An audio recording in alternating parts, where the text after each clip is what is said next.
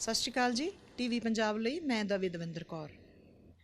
Social media ਤੇ ਇੱਕ video ਬਹੁਤ ਵਾਇਰਲ ਹੋਈ ਹੈ ਜਿਸ ਵਿੱਚ ਇੱਕ ਬਜ਼ੁਰਗ ਔਰਤ ਜਿਸ ਦੀ ਸਿਹਤ ਠੀਕ ਨਹੀਂ ਤੇ ਇਹ ਵੀ ਕਿਹਾ ਜਾ ਰਿਹਾ ਹੈ ਕਿ ਉਹਨਾਂ ਦੇ ਜ਼ਖਮਾਂ 'ਚ ਜਾਂ ਉਹਨਾਂ ਦੀ ਦੇਹ ਵਿੱਚ ਸੁੰਡ ਪੈ ਗਏ ਸਨ ਤੇ ਉਹਨਾਂ ਨੂੰ ਚੁੱਕ ਕੇ ਫਿਰ ਹਸਪਤਾਲ ਲਿਜਾਇਆ ਗਿਆ ਤੇ ਜਿੱਥੇ ਉਹਨਾਂ ਦੀ ਜਾ ਕੇ ਮੌਤ ਹੋ ਜਾਂਦੀ ਹੈ ਤੇ ਬਾਅਦ ਵਿੱਚ ਇਹ ਪਤਾ ਲੱਗਿਆ ਕਿ ਉਹ ਬਜ਼ੁਰਗ ਔਰਤ ਇੱਕ ਅਕਾਲੀ ਲੀਡਰ ਦੇ ਮਾਤਾ ਜੀ ਸਨ। ਅਕਾਲੀ ਲੀਡਰ ਹੋਵੇ ਜਾਂ ਕੋਈ ਕਿਸੇ ਵੀ ਪਾਰਟੀ ਦਾ, ਇਹਦੇ ਵਿੱਚ ਅਕਾਲੀ ਦਲ ਦੀ ਜਾਂ ਸ਼੍ਰੋਮਣੀ ਅਕਾਲੀ ਦਲ ਦਾ ਕੋਈ ਮਸਲਾ ਨਹੀਂ ਹੈ। ਤੇ ਉਸ ਬੰਦੇ ਨੂੰ ਬਾਅਦ ਵਿੱਚ ਸਰਦਾਰ ਸੁਖਦੇਵ ਸਿੰਘ ਢੀਂਡਸਾ ਨੇ ਆਪਣੇ ਅਕਾਲੀ ਦਲ ਵਿੱਚੋਂ ਕੱਢ ਦਿੱਤਾ ਵੀ ਦੱਸਿਆ ਗਿਆ ਹੈ ਕਿ ਜਦੋਂ ਇਹ ਰੌਲਾ ਬਹੁਤ ਪੈ ਗਿਆ, ਇਹ ਵੀਡੀਓ ਵਾਇਰਲ ਹੋ ਗਈ ਤੇ ਇਹ ਸਾਹਮਣੇ ਆ ਗਿਆ ਕਿ ਇਹ ਇਸ ਅਕਾਲੀ ਲੀਡਰ ਦੀ ਮਾਂ ਹੈ। ਤੇ ਇਹ ਵੀ ਜਾਣਕਾਰੀ ਮਿਲੀ ਹੈ ਕਿ ਉਸ ਔਰਤ ਦੀ, ਮਰਨ ਵਾਲੀ ਔਰਤ ਦੀ ਪੋਤਰੀ ਇੱਕ ਪੰਜਾਬ ਦੇ ਇੱਕ ਪ੍ਰੈਸਟੀਜੀਅਸ ਸ਼ਹਿਰ ਵਿੱਚ SDM ਵਜੋਂ ਤਾਇਨਾਤ ਹੈ, ਪ੍ਰਸ਼ਾਸਕ ਹੈ। ਤੇ ਇੱਕ ਬਜ਼ੁਰਗ ਦਾ ਇੱਦਾਂ ਰੁਲ ਕੇ ਚਲੇ ਜਾਣਾ, ਇਸ ਜਹਾਨ ਤੋਂ ਰੁਖਸਤ ਹੋ ਜਾਣਾ ਇੰਨੇ ਬੇਅਦਬੀ ਭਰੇ ਤਰੀਕੇ ਨਾਲ।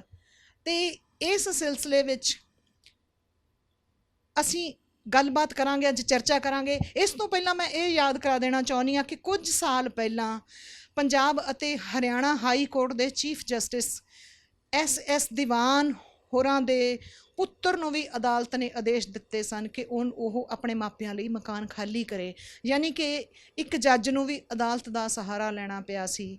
ਤੇ ਇਹੋ ਜਿਹੇ ਹੋਰ ਬਹੁਤ ਮਸਲੇ ਹਨ, ਇਸ ਬਾਰੇ ਅਸੀਂ ਅੱਜ ਗੱਲਬਾਤ ਕਰਦੇ ਹਾਂ Baba Farid university of health sciences ਦੇ ਸਾਬਕਾ ਰਜਿਸਟਰਾਰ ਡਾਕਟਰ ਪਿਆਰੇ ਲਾਲ ਗਰਗ ਹੋਰਾਂ ਨਾਲ। ਡਾਕਟਰ ਪਿਆਰੇ ਲਾਲ ਗਰਗ ਜੀ, ਟੀਵੀ ਪੰਜਾਬ ਤੇ ਤੁਹਾਡਾ ਸਵਾਗਤ ਹੈ ਜੀ। ਸਤਿ ਸ਼੍ਰੀ ਅਕਾਲ। ਸ਼ੁਕਰੀਆ ਜੀ, ਸਤਿ ਸ਼੍ਰੀ ਅਕਾਲ ਜੀ। ਡਾਕਟਰ ਸਾਹਿਬ, ਇਹ ਦੋ ਘਟਨਾਵਾਂ ਦਾ ਮੈਂ ਜ਼ਿਕਰ ਕੀਤਾ ਆ।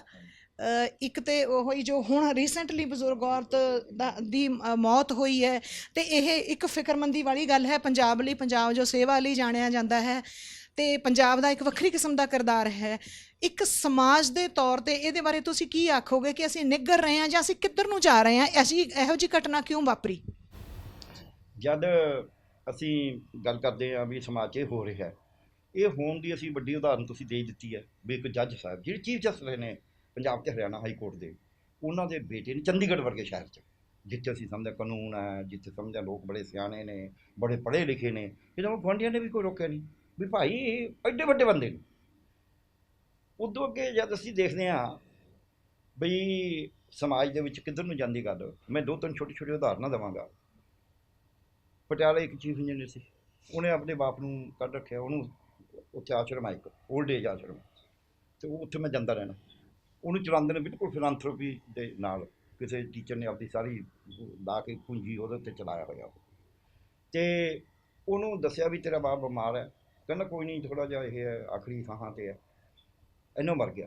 ਕਹਿੰਦਾ ਤੁਸੀਂ ਸਾੜ ਦਿਓ ਉਸ ਨੂੰ, ਦਾਹ ਸੰਸਕਾਰ ਕਰ ਦਿਓ ਅਤੇ ਪੈਸੇ ਮੈਂ ਦੇ ਦਊਂ। ਕਹਿੰਦੇ ਇਹ ਆਸ਼ਰਮ ਇਸ ਵਾਸਤੇ ਨਹੀਂ, ਤੂੰ ਆ ਹੋਏ। ਤਾਂ ਉਹ ਆਇਆ। ਇੱਦਾਂ ਇੱਕ ਹੋਰ ਉਦਾਹਰਨ ਮੈਂ ਦੇ ਦਿੰਦਾ। ਸਾਡੇ ਪਿੰਡ ਦੇ ਵਿੱਚ ਇੱਕ ਬੰਦੇ ਦੇ ਉਹ ਤੰਗੀ 200 ਵਿਗੇ ਜ਼ਮੀਨ ਸੀ, ਉਹਦੇ ਮੁੰਡੇ ਨੇ ਉਹਨੂੰ ਘਰੋਂ ਕੱਢਤਾ। ਵਿਚਾਰਾ ਦਰਵਾਜ਼ੇ ਪਿਆ ਰਿਹਾ ਕਰੇ। ਉਹ ਡਾਲਡੇ ਦਾ ਡੱਬਾ ਆਉਂਦਾ ਹੁੰਦਾ ਖਜੂਰ ਜੀ ਵਾਲਾ, ਪੀਲੇ ਜਿਹੇ ਰੰਗ ਦਾ, 2 ਸੇਰ ਦੇ ਡੱਬੇ 'ਚ ਉਹਨੇ ਤਾਰ ਜੀ ਪਾ ਰੱਖੀ। ਕੋਈ ਦਰਵਾਜ਼ੇ ਜਾਂਦਾ, ਉਹਨੂੰ ਰੋਟੀ ਪਾ ਜਾਂਦਾ, ਕੋਈ ਚੌਲ ਪਾ ਜਾਂਦਾ, ਕੋਈ ਦਾਲ ਪਾ ਜਾਂਦਾ, ਕੋਈ ਚਾਰ ਪਾ ਜਾਂਦਾ, ਖਾ ਲੈਂਦਾ। ਉਹ ਮਰ ਗਿਆ ਤਾਂ ਗੁਰਦੁਆਰੇ ਦੇ ਵਿੱਚ ਉਹਦਾ ਮੁੰਡਾ ਆਇਆ, ਅਤੇ ਸਾਡੇ ਮਹੰਤ ਸੀਗੇ, ਕਚਹਿਰੇ 'ਚ ਪੈ ਰਹਿੰਦੇ ਸੀ, ਛੱਪੜ 'ਚ ਪੈ ਰਹਿੰਦੇ ਸੀ, ਰੋਟੀ ਉਹ ਗੰਢਾ ਭੰਨ ਕੇ ਖਾ ਲੈਂਦੇ ਸੀ, ਕੋਈ ਉਹਨਾਂ ਨੂੰ ਸ਼ੌਕ ਨਹੀਂ ਸੀ ਜੀਵਨ ਦਾ। ਹਾਂ, ਕੀ ਗੱਲ ਹੈ? ਉਹ ਜੀ ਪਾਠ ਕਰਾਉਣਾ। ਹੁਣ ਪਾਠ ਕਰਾਉਣਾ, ਨੱਕ ਨਹੀਂ ਰਹਿੰਦਾ ਹੁਣ, ਉਹਨੂੰ ਤਾਂ ਰੋਟੀ ਨਹੀਂ ਦਿੱਤੀ ਹੈ, ਹੁਣ ਪਾਠ ਕਰਾਉਣਾ, ਹੁਣ ਉਹਨੂੰ ਪਾਠ ਲੱਗ ਜੂਗਾ। ਮੈਨੂੰ ਸੱਚੀ ਮੁੱਚੀ ਕਬੀਰ ਸਾਹਿਬ ਦਾ ਸ਼ਲੋਕ ਯਾਦ ਆ ਗਿਆ, ਜਿਉਂਦੇ ਪਿੱਤਰ ਨਾ ਮਾਨੇ ਕਉ ਮੂਹੇ ਸਰਾਧ ਕਰਾਹੀ, ਪਿੱਤਰ ਕੀ ਬੱਪੜੇ ਕਿਉਂ ਕਰ ਪਾਵੇ ਕਊਆ ਕੂਕਰ ਖਾਹੀ। ਅਤੇ ਉਹਨਾਂ ਨੇ ਕਹਿ ਤਾ ਮੈਨੂੰ, ਕਹਿੰਦੇ ਕੋਈ ਪਾਠ ਨਹੀਂ ਇਹਦੇ ਕਰਨਾ, ਇਹ 12 ਬਥੇਰੇ ਮੁੱਢ ਪਾਠੀ ਮਿਲਦੇ ਨੇ, ਕਰਾ ਲਵੇ, ਅਸੀਂ ਨਹੀਂ ਕਰਨਾ। ਇਹੀ ਚੀਜ਼ ਜਦ ਇੱਕ ਸੋਚ ਗੁਰਦੁਆਰੇ ਦੇ ਮਹੰਤ ਦੀ ਇਹ ਸੋਚ ਹੋਵੇ ਤਾਂ ਲੋਕਾਂ 'ਚ ਇੱਕ ਸੰਦੇਸ਼ ਚੱਲਦਾ ਵੀ ਤੁਸੀਂ ਐਂ ਨਹੀਂ ਕਰ ਸਕਦੇ, ਤੁਸੀਂ ਬਜ਼ੁਰਗਾਂ ਨੂੰ ਸਾਹਮਣੇ ਹੈ। ਅੱਗੇ ਅਸੀਂ ਵੀ ਕਹਿ ਦਿੰਦੇ, ਗੁਆਂਢ ਦੇ ਵਿੱਚ ਲੋਕ ਕਹੀ ਦਿੰਦੇ ਵੀ ਨਾ ਭਾਈ ਇਹ ਮਾੜਾ ਨਾ ਕੰਮ ਹੈ, ਤੂੰ ਆਪਦੇ ਮਾਂ ਬਾਪ ਨੂੰ ਕਿਉਂ ਨਹੀਂ ਸਾਂਭਦਾ। ਜੇ ਧਰਮ ਦੇ ਤੌਰ 'ਤੇ ਕਹਿੰਦੇ ਭਾਈ ਜੇ ਤੁਸੀਂ ਆਪਣੇ ਪਿੱਤਰਾਂ ਨੂੰ ਨਹੀਂ ਸਾਂਭੋਗੇ, ਬਜ਼ੁਰਗਾਂ ਨੂੰ ਨਹੀਂ ਸਾਂਭੋਗੇ, ਤੁਹਾਨੂੰ ਤਾਂ ਸਾਨੂੰ ਤਾਂ ਹਮੇਸ਼ਾ ਇਹ ਸਿਖਾਇਆ ਜਾਂਦਾ ਸੀ ਵੀ ਤੀਰਥਾਂ 'ਤੇ ਜਾਣ ਦੀ ਵਜ੍ਹਾ ਮਾਂ ਬਾਪ ਦੀ ਸੇਵਾ ਸਭ ਤੀਰਥ ਆ ਸਭ ਤੋਂ ਵੱਡਾ। ਉਹ ਅਸੀਂ ਸਾਰਾ ਕੁਛ, ਚਾਹੇ ਧਰਮ ਨੂੰ ਚੰਗਾ ਕਹੋ ਮਾੜਾ ਕਹੋ, ਨੈਤਿਕਤਾ ਨੂੰ ਕੁਛ ਵੀ ਕਹੋ, ਕਿਤੋਂ ਤਾਂ ਮੁੱਲ ਆਉਣਗੇ ਨਾ ਸਾਡੇ ਵਿੱਚ ਕਦਰਾਂ ਕੀਮਤਾਂ ਜਿਹਨੂੰ ਆਪਾਂ ਕਹਿੰਦੇ ਹਾਂ। ਉਹ ਮੈਨੂੰ ਐਂ ਲੱਗਦਾ ਵੀ ਸਮਾਜ ਵੀ ਟੁੱਟ ਗਿਆ। ਸਾਡਾ ਜਿਹੜਾ ਮਾੜਾ ਮੋਟਾ ਧਰਮ ਦੇ ਵਿੱਚ ਚੰਗੀਆਂ ਗੱਲਾਂ ਸੀ ਉਹ ਖਤਮ ਹੋ ਗਈਆਂ, ਦੂਜੀਆਂ ਵੀ ਛੈਣੇ ਖੜਕਾ ਲਓ, ਢੋਲਕੀਆਂ ਖੜਕਾ ਲਓ, ਜਲੂਸ ਕੱਢ ਲਓ, ਉਹ ਜ਼ਿਆਦਾ ਹੋ ਗਿਆ। ਪੈਸੇ ਚੜਾ ਦਿਓ। ਹੁਣ ਹੀ ਮੈਂ ਸੁਣ ਰਿਹਾ ਸੀ, ਕਹਿਣਾ ਔਖਾ ਹੈ ਵੀ ਜੋ ਮਰਜ਼ੀ ਇੱਕ ਪਾਸੇ ਲਿਖਿਆ ਹੈ, ਪਾਤੀ ਪਾਤੀ ਮਾਦਨ ਤੋੜੇ ਪਾਤੀ ਪਾਤੀ ਜੀਓ, ਜਿਸ ਪਾਹਣ ਕੋ ਪਾਤੀ ਤੋੜੇ ਸੋ ਪਾਹਣ ਨਿਰਜੀਓ। ਇੱਕ ਪਾਸੇ ਪਤਾ ਨਹੀਂ ਲੱਖਾਂ ਰੁਪਏ ਦੇ, ਪਤਾ ਨਹੀਂ ਕਰੋੜਾਂ ਰੁਪਏ ਦੇ ਫੁੱਲਾਂ ਦੀ ਗੱਲ ਹੀ ਹੋ ਰਹੀ ਹੈ। ਸੋ ਇਸ ਕਰਕੇ ਮੈਨੂੰ ਐਂ ਲੱਗਦਾ ਹੈ ਵੀ ਜਿਹੜਾ ਮਨੁੱਖੀ ਜੀਵਨ ਦੀਆਂ ਸੋਹਣੀਆਂ ਕਦਰਾਂ ਕੀਮਤਾਂ ਨੇ, ਇਨਸਾਨੀਅਤ ਹੈ, ਆਤਮਾ ਜਿਹਨੂੰ ਕਹਿੰਦੇ ਨੇ, ਇਹ ਮਨੁੱਖੀ ਜੀਵਨ ਦਾ ਇੱਕ ਸੋਚ ਦਾ ਤੌਰ ਤਰੀਕਾ ਹੈ, ਚੰਗਾ ਸਮਾਜ ਬਣਾਉਣ ਦਾ, ਇੱਕ ਦੂਜੇ ਮਿਲ ਕੇ ਰਹਿਣ ਦਾ, ਇੱਕ ਦੂਜੇ ਦੇ ਦੁੱਖ ਸੁੱਖ 'ਚ ਸਹਾਈ ਹੋਣ ਦਾ, ਉਹ ਮੈਨੂੰ ਲੱਗਦਾ ਸੀ ਕਿਤੇ ਖਤਮ ਕਰਤਾ। ਅਸੀਂ ਵਿਕਾਸ ਦੇ ਨਾਂ ਦੇ ਉੱਤੇ ਇਹੋ ਜਿਹੀ ਦੌੜ 'ਚ ਪੈ ਗਏ, ਅਸੀਂ ਬੰਦੇ ਨੂੰ ਬੰਦਾ ਰਹਿਣ ਦੀ ਬਜਾਏ ਮਸ਼ੀਨ ਬਣਾ ਦਿੱਤਾ। ਹੁਣ ਉਹ ਬੰਦਾ ਘੱਟ ਹੈ, ਰੋਬਟ ਜ਼ਿਆਦਾ ਹੈ। ਉਹ ਚੰਗਾ ਇੰਜੀਨੀਅਰ ਹੈ, ਉਹ ਚੰਗਾ ਡਾਕਟਰ ਹੈ, ਉਹ ਚੰਗੇ ਪੈਸੇ ਕਮਾਉਂਦਾ ਹੋਊ, ਬੜੇ ਉੱਚੇ ਅਹੁਦੇ 'ਤੇ ਹੋਊ, ਪਰ ਉਹ 'ਚ ਇਨਸਾਨੀਅਤ ਨਹੀਂ ਰਹੀ। ਉਹ ਸਾਰਾ ਕੁਛ ਕਰਦਾ ਆਪਦੇ ਵਾਸਤੇ। ਤੇ ਅਸੀਂ ਇਹ ਵੀ ਭੁੱਲ ਗਏ ਵੀ ਸਾਨੂੰ ਤਾਂ ਕਿਹਾ ਫਿੱਟ ਵੇਹਾ ਜੀਵ ਹੈ, ਜਿਤ ਖਾਏ ਵਧਾਇਆ ਪੇਟ, ਅਸੀਂ ਉਹ ਪੇਟ ਹੀ ਵਧਾ ਰਹੇ ਹਾਂ ਆ ਕੇ, ਇਨਸਾਨ ਅਸੀਂ ਰਹੇ ਨਹੀਂ। ਹੁਣ ਦੂਜਾ ਪੱਖ ਕਾਨੂੰਨ ਦਾ, ਕਿ ਕਾਨੂੰਨ ਜਿਹੜਾ ਹੈ ਉਹਦੇ ਰਾਹੀਂ ਅਸੀਂ ਇਹਨਾਂ ਦੀ ਕੋਈ ਜੋ ਬਜ਼ੁਰਗ ਨੇ, ਨਿਆਸਰੇ ਨੇ, ਉਹਨਾਂ ਦੀ ਮਦਦ ਕਰੀਏ। ਉਹਦੇ 'ਚ ਪਹਿਲੀ ਗੱਲ ਤਾਂ ਸਰਕਾਰ ਖੁਦ ਹੀ ਨਹੀਂ ਕਰਦੀ। 750 ਰੁਪਏ ਮਹੀਨਾ ਬਜ਼ੁਰਗਾਂ ਦੀ ਪੈਨਸ਼ਨ ਹੈ, ਬੁਢਾਪਾ ਪੈਨਸ਼ਨ। 750 ਰੁਪਏ ਮਹੀਨੇ ਤੁਸੀਂ ਦੱਸ ਦਿਓ ਕੀ ਗੁਜ਼ਾਰਾ ਹੋਊ 60 ਸਾਲ ਦੇ ਬੰਦੇ ਦਾ, ਕੀ ਨਹੀਂ ਹੋਊਗਾ। ਹਰਿਆਣਾ ਹਾਲ ਕੇ 1500 ਦੇ ਰਿਹਾ। ਦੂਜੀ ਇਸ ਤੋਂ ਵੀ ਵੱਡੀ ਗੱਲ ਦੁਖਾਂਤ ਹੈ ਕਿ 2007 ਦੇ ਵਿੱਚ ਭਾਰਤ ਸਰਕਾਰ ਨੇ ਇੱਕ ਕਾਨੂੰਨ ਬਣਾਤਾ ਕਿ ਸੀਨੀਅਰ ਸਿਟੀਜ਼ਨ ਨੂੰ ਸਾਂਭਣਾ, ਮਾਪਿਆਂ ਨੂੰ ਬੱਚਿਆਂ ਨੇ ਸਾਂਭਣਾ। ਜੇ ਬੱਚੇ ਨਹੀਂ ਉਹਨਾਂ ਤਾਂ ਉਹਨਾਂ ਦੇ ਰਿਸ਼ਤੇਦਾਰਾਂ ਨੂੰ, ਜਿਨ੍ਹਾਂ ਦੇ ਕੋਲ ਜਾਇਦਾਦ ਮਾੜੀ ਮੋਟੀ ਜੋ ਵੀ ਸੀ ਜਾਣੀ ਸੀ, ਉਹਨਾਂ ਨੇ ਸਾਂਭਣਾ। ਉਹ ਕਾਨੂੰਨ ਦੇ ਵਿੱਚ ਜਿਵੇਂ ਤੁਸੀਂ ਦੱਸਿਆ, ਮੈਂ ਹੈਰਾਨ ਹਾਂ ਇਸ ਗੱਲ ਦੇ ਉੱਤੇ, ਉਹ ਕਾਨੂੰਨ 'ਚ ਤਹਿਸੀਲ ਪੱਧਰ ਦੇ ਉੱਤੇ ਕਮੇਟੀਆਂ ਹੋਣੀਆਂ ਨੇ, ਟ੍ਰਿਬਿਊਨਲਾਂ, ਅਤੇ ਉਹ ਤਹਿਸੀਲ ਪੱਧਰ ਦੀ ਟ੍ਰਿਬਿਊਨਲ ਦੀ ਜਿਹੜਾ ਇੰਚਾਰਜ ਆ ਉਹ ਐਸਡੀਐਮ ਹੈ। ਤੁਸੀਂ ਕਹਿੰਦੇ ਸੀ ਤਾਂ ਐਸਡੀਐਮ ਕੁੜੀ ਉਹਦੀ ਪੋਤੀ ਹੈ, ਅਤੇ ਫਿਰ ਉਹ ਕਿੱਥੇ ਲੋਕਾਂ ਨੂੰ ਕੀ ਜਸਟਿਸ ਹੋਊ? ਜਿਹਨੂੰ ਆਪਣੀ ਦਾਦੀ ਨਾਲ ਜਰਾ ਵੀ ਚਿੰਤਾ ਨਹੀਂ ਹੈ, ਉਹ ਆਪਣੇ ਉਹ ਅਫਸਰ ਹੈ, ਬਾਪ ਜਿੱਦਾਂ ਮਰਜ਼ੀ ਲੀਡਰ ਹੋਵੇ, ਉਹ ਕਹਿ ਸਕਦੇ ਆ ਵੀ ਪਾਪਾ ਇਹ ਨਹੀਂ ਚੱਲ ਸਕਦਾ, ਬਾਪੂ ਜੀ ਇਹ ਨਹੀਂ ਚੱਲ ਸਕਦਾ। ਇਹ ਕਹਿਣ ਦੀ ਜ਼ਰੂਰਤ ਹੀ ਨਹੀਂ ਕਰੀ ਕਿਸੇ ਨੇ। ਘੱਟੋ ਘੱਟ ਕੋਈ ਤਾਂ ਹੋਵੇ ਨਾ, ਇੱਕ ਜੀ ਕਹੇ, ਦੂਜਾ ਕਹੇ, ਤੀਜਾ ਕਹੇ। ਗੁਆਂਢੀ ਤਾਂ ਡਰਦੇ ਹੁੰਦੇ ਨੇ, ਉਹ ਕਹਿੰਦੇ ਲੀਡਰ ਆ ਯਾਰ, ਪੋਤੀ ਇਹਦੀ ਐਸਡੀਐਮ, ਆਪਾਂ ਕਹਿ ਕੇ ਕਾਹਦੇ ਵਾਸਤੇ ਪੰਗਾ ਲੈਣਾ। ਸੋ ਇਹ ਸਾਡਾ ਸਮਾਜ ਜਿਹੜਾ ਨਾ, ਇਸ ਪਾਸੋਂ ਹੋ ਗਿਆ ਮਾੜਾ, ਇਸ ਪਾਸੋਂ ਅਸੀਂ ਨੀਚੇ ਚਲੇ ਗਏ। ਅੱਜ ਸਾਡੀ ਲੋੜ ਕੀ ਹੈ? ਅੱਜ ਸਾਡੀ ਲੋੜ ਇਹ ਹੈ ਕਿ ਕਾਨੂੰਨ ਦੇ ਵਾਸਤੇ ਅਸੀਂ ਮੁਹੱਲਾ ਕਮੇਟੀਆਂ ਬਣਾਈਏ। ਅਦਾਲਤਾਂ 'ਚ ਨਹੀਂ ਫੈਸਲੇ ਹੁੰਦੇ, ਅਦਾਲਤਾਂ ਬਿਰਖ ਹੋ ਜਾਂਦੇ ਨੇ ਲੋਕ, ਵੀ ਮੁਹੱਲਾ ਦੇਖੇਗਾ ਵੀ ਇਹਨੂੰ ਸਾਹਮਣੇ ਕਿਉਂ ਨਹੀਂ ਤੁਸੀਂ। ਸਿਰਫ ਇੰਨੀ ਹੋਵੇ ਉਹਦਾ ਕੰਮ ਵੀ ਤੁਹਾਨੂੰ ਸਾਹਮਣਾ ਪਏਗਾ, ਕੁੱਟਮਾਰ ਨਹੀਂ ਕਰ ਸਕਦੇ, ਸਾਹਮਣਾ ਪਏਗਾ। ਇਹ ਜਦ ਸਮਾਜ ਦੇ ਵਿੱਚ, ਜਿੰਨਾ ਚਿਰ ਸਮਾਜ ਆਪਣੀ ਜ਼ਿੰਮੇਵਾਰੀ ਦੇ ਤੌਰ 'ਤੇ ਸਰਕਾਰ ਉਹਦੀ ਸਹਾਇਤਾ ਕਰੇ ਵੀ ਇਹ ਕਮੇਟੀਆਂ ਨੂੰ ਇੱਕ ਕਿਸਮ ਦੀ ਮਾਨਤਾ ਹੈ। ਪਰ ਇਸ ਤੋਂ ਪਹਿਲਾਂ ਮੇਰਾ ਇੱਕ ਸਵਾਲ ਇਹ ਹੈ ਕਿ ਤੁਸੀਂ ਕਿਹਾ ਬਈ ਸਮਾਜ ਦੇ ਤੌਰ 'ਤੇ ਅਸੀਂ ਟੁੱਟ ਰਹੇ ਹਾਂ, ਅਤੇ ਇਹ ਵੀ ਸੱਚ ਹੈ ਕਿ ਸਾਡੇ ਬਿਰਧ ਆਸ਼ਰਮਾਂ ਦੀ ਗਿਣਤੀ ਧੜਾ ਵੱਧ ਰਹੀ ਹੈ ਨਾ। ਇੱਥੋਂ ਤੱਕ ਕਿ NRIs ਵੀ ਇੱਥੇ ਬਿਰਧ ਆਸ਼ਰਮ ਬਣਵਾ ਰਹੇ ਨੇ, ਉਹ ਆਪਣੇ ਮਾਪਿਆਂ ਨੂੰ ਇੱਥੇ ਛੱਡ ਦਿੰਦੇ ਨੇ। ਅਤੇ ਬੜਾ ਸਾਹਿਤ ਰਚਿਆ ਗਿਆ ਇਹਦੇ ਬਾਰੇ। ਓਪਰਾ ਮਨੁੱਖ ਉਹਦਾ ਨਾਵਲ ਹੈ ਦਾ ਆਊਟਸਾਈਡਰ, ਉਹਦੇ 'ਚ ਵੀ ਇਹੋ ਜਿਹੀਆਂ ਭਾਵਨਾਵਾਂ ਨੇ ਕਿ ਉਹ ਤਾਂ ਚਲੋ ਬੰਦਾ ਜੰਗ ਦਾ ਭੰਨਿਆ, ਜੰਗ ਦੇ ਹਾਲਾਤ ਦਾ, ਸੈਕੰਡ ਵਰਲਡ ਵਾਰ ਵੇਲੇ ਦੇ, ਫਸਟ ਵਰਲਡ ਵਾਰ ਵੇਲੇ ਦਾ ਲਿਟਰੇਚਰ ਜੋ ਹੈ, ਕਿ ਉਹ ਬੰਦੇ ਦੀਆਂ ਭਾਵਨਾਵਾਂ ਇੰਨੀਆਂ ਮਰ ਜਾਂਦੀਆਂ ਹਿੱਸਾ ਦੇਖ ਕੇ।